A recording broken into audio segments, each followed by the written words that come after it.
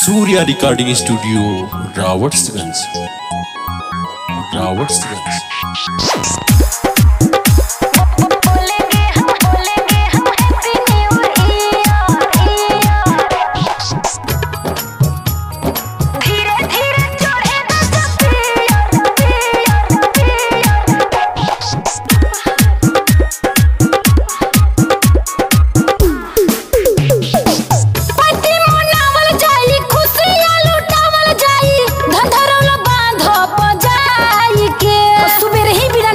चलेंगे वही जना है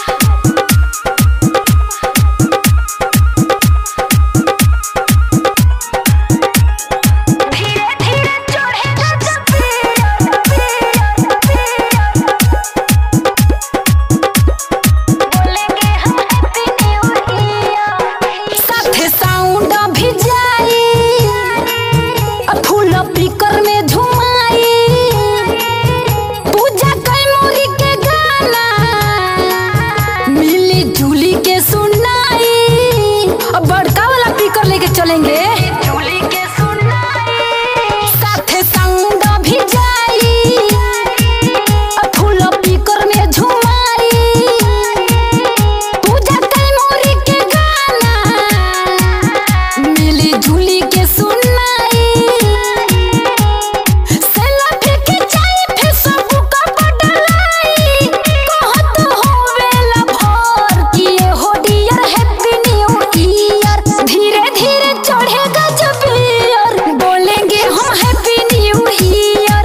धीरे धीरे चढ़ेगा जब ईयर बोलेंगे हम happy new year. Happy new year, happy new year.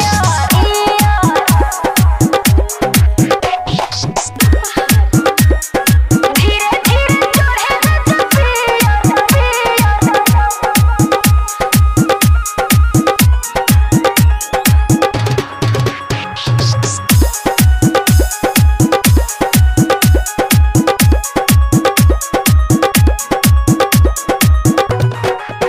Surya बीजो रोले जोई है मिथलेश बाटी बनोई है साहन साहत जस लड़ोई है हेमंत मुर्गा बनोई है प्लास्टिक वाला पत्तल भी लेके चलेंगे और गिलास